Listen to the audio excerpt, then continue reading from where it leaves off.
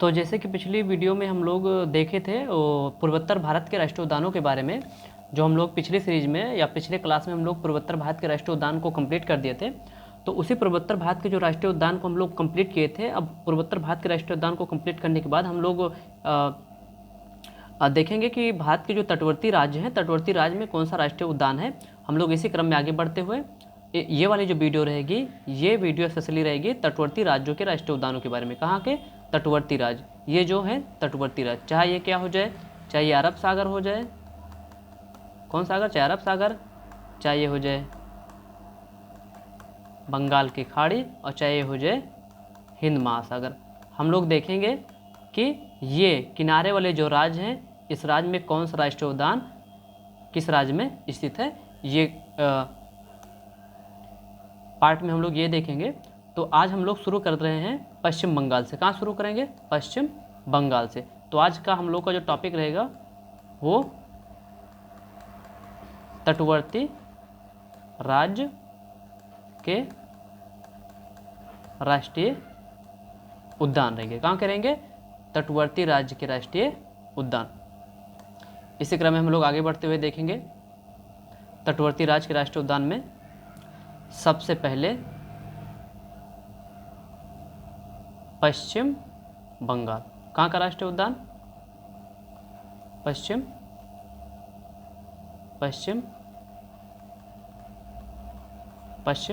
बंगाल, पश्चिम बंगाल के राष्ट्रीय उद्यान।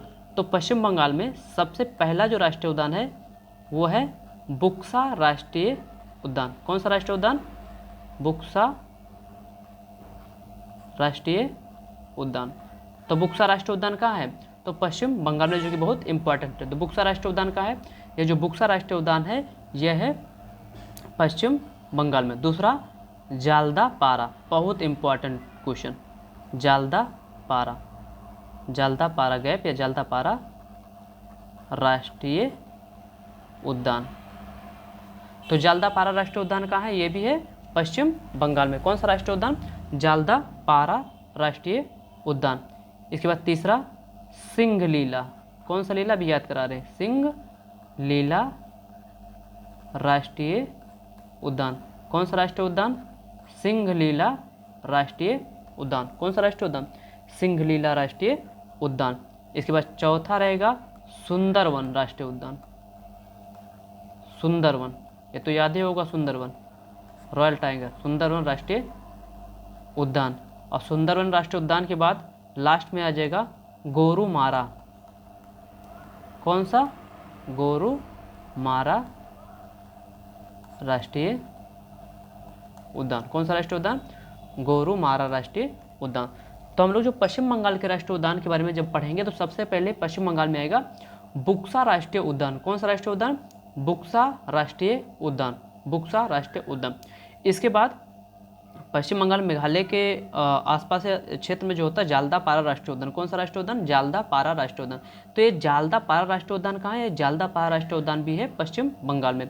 सिंघलीला, हम लोग को याद होगा, जो पश्चिम बंगाल में रॉयल टाइगर के लिए पश्चिम बंगाल प्रसिद्ध है। सुंदरवन जो डेल्टा वो प्रसिद्ध है। तो जहाँ बाघ रहते हैं तो बाघ भले ही सिंह ना हो, लेकिन एक तरीके से हम याद रख सकते हैं कि सिंहों की लीला वहीं हो सकती है जहाँ बाघ पाए जाए, जहाँ सिंह पाए जाए। हालांकि यहाँ सिंह तो शेर नहीं मिलता, लेकिन बाघ तो पाए जाते हैं, वो बिल्ली की ही प्रजाति है। तो इस हिसाब से हम याद रख लेंगे कि जो सुंदरवन राष्ट्रीय उद्यान है या जो सुंदरवन डेल्टा वो बाघों के लिए प्रसिद्ध है। उस हिसाब से बाघों की लीला कहाँ होगी?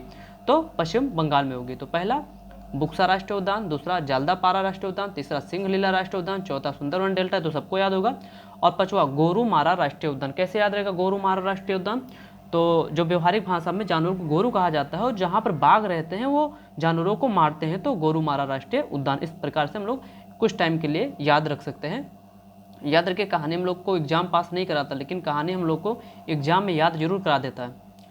तो अगर हम लोग ध्यान से देखेंगे तो पश्चिम बंगाल में कितने राष्ट्रीय उद्यान? तो 5 राष्ट्रीय उद्यान, जो कि बहुत बहुत इंपॉर्टेंट है।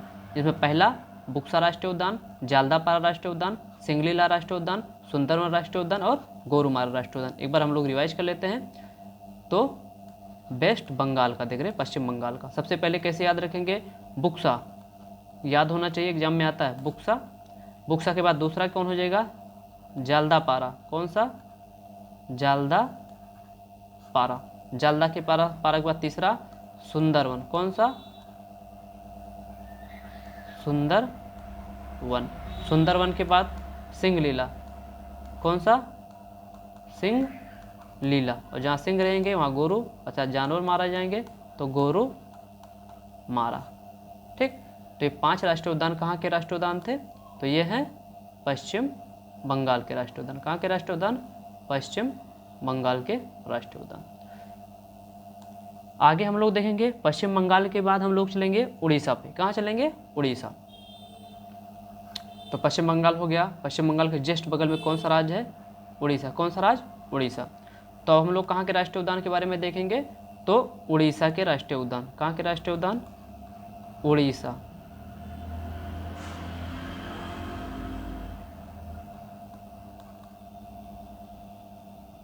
उड़ीसा के राष्ट्रीय उद्यान। कहाँ के राष्ट्रीय उद्यान? उड़ीसा के राष्ट्रीय उद्यान। इस क्रम में हम लोग अगर आगे बढ़ेंगे तो उड़ीसा के राष्ट्रीय उद्यान में सबसे पहले भीतरकनिका राष्ट्रीय उद्यान। कौन सा? भीतरकनिका राष्ट्रीय उद्यान। तो उड़ीसा का जो प्रमुख राष्ट्रीय उद्यानों में आता है वो आता है भीतरकनिका राष्ट्रीय उद्यान। बहुत बहुत इंपॉर्टेंट है भीतरकनिका राष्ट्रीय उद्यान, इसको हाईलाइट कर लीजिए, भीतरकनिका राष्ट्रीय उद्यान। तो कौन सा राष्ट्रीय उद्यान? भीतरकनिका राष्ट्रीय उद्यान। तो भीतरकनिका राष्ट्रीय उद्यान का है, तो भीतरकनिका जो राष्ट्रीय उद्यान है यह है उड़ीसा में। इसके बाद दूसरा सिमलीपाल राष्ट्रीय उद्यान, ये भी वेरी वेरी इंपॉर्टेंट है। सिमलीपाल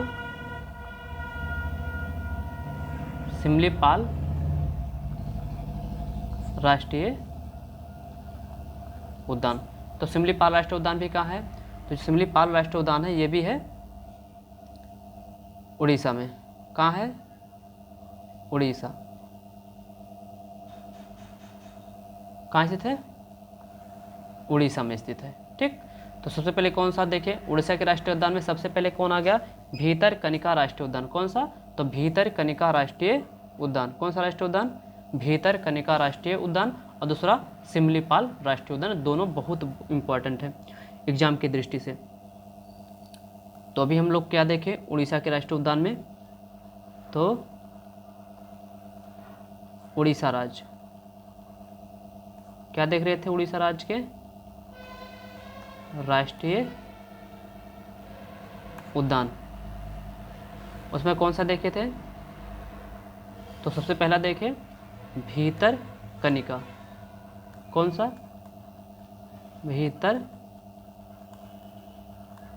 भीतरकनिका राष्ट्रीय उद्यान। भीतरकनिका राष्ट्रीय उद्यान के बाद दूसरा कौन सा देखे?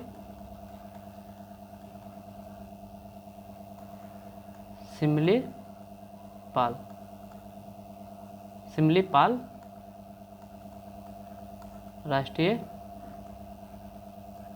उद्यान। तो ये थे उड़ीसा के राष्ट्रीय उद्यान। अब आगे उड़ीसा के बाद हम लोग चलेंगे, हालांकि छत्तीसगढ़ तटवर्ती क्षेत्र में नहीं आता लेकिन बगल में ही पड़ रहा, तो छत्तीसगढ़ को भी देखते हुए चलेंगे हम लोग आगे। तो तटवर्ती, हालांकि हम लोग का जो टॉपिक शुरू हुआ था तटवर्ती राज्य के राष्ट्रीय उद्यान को देख रहे थे, लेकिन अगर बगल में ही छत्तीसगढ़ है तो छत्तीसगढ़ के भी राष्ट्रीय उद्यान को हम लोग देखते हुए चलते हैं, ताकि एक सीक्वेंस में इधर से चलते हुए इधर पूरा कवर कर लें। तो अब अगला राष्ट्रीय उद्यान कहाँ का रहेगा? छत्तीसगढ़ राज्य के, छत्तीसगढ़ राज्य के राष्ट्रीय उद्यान कहाँ के रहेंगे? तो छत्तीसगढ़ राज्य के राष्ट्रीय उद्यान के बारे में हम लोग देखेंगे। तो छत्तीसगढ़, हालांकि तटवर्ती नहीं है, सॉरी, छत्तीसगढ़ कहाँ? छत्तीसगढ़ राज्य के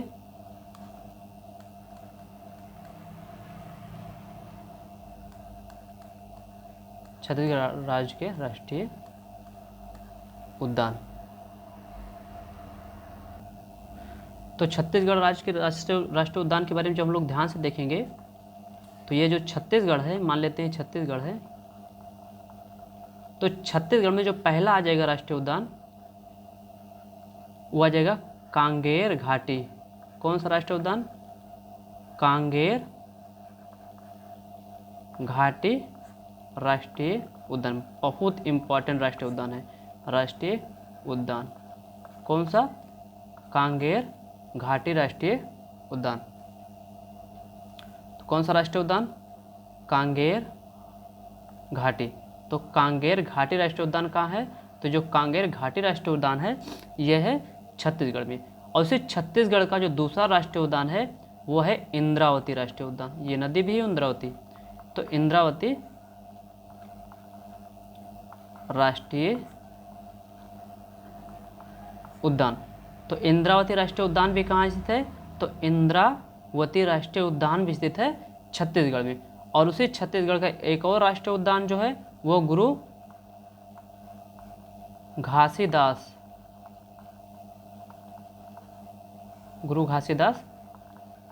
राष्ट्रीय उद्यान। कौन सा? तो गुरु घासीदास राष्ट्रीय उद्यान। तो हम लोग जब छत्तीसगढ़ के राष्ट्रीय उद्यान को देख रहे थे तो छत्तीसगढ़ के राष्ट्रीय उद्यान में सबसे पहला राष्ट्रीय उद्यान जो आता है वो आता है कांगेर घाटी राष्ट्रीय उद्यान। कौन सा? कांगेर घाटी राष्ट्रीय उद्यान। दूसरा अगर ध्यान से हम लोग देखेंगे तो इंद्रावती राष्ट्रीय उद्यान और तीसरा गुरु घासीदास राष्ट्रीय उद्यान। तो आज की क्लास में हम लोग बस इतना ही रखते हैं। बाकी की क्लास में हम लोग कल देखेंगे बचे हुए राष्ट्रीय उद्यान के बारे में। तो बहुत ज़्यादा इसमें 2 या 3 क्लासें और आएंगी और आराम से हम लोग का टॉपिक खत्म हो जाएगा। इसके बाद हम लोग अगले वीडियो में शुरू करेंगे वन्यजीव अभ्यारण्य के बारे में शुरू करेंगे। देखेंगे भारत में 18 जो वन्यजीव अभ्यारण्य है कहाँ और किस लिए प्रसिद्ध है। और फिर धीरे धीरे एनवायरमेंट के टॉपिक को आगे बढ़ाते हुए एनवायरमेंट खत्म करेंगे। तो बस आज के लिए बस इतना ही क्लास, बाकी अगले क्लास में देखेंगे।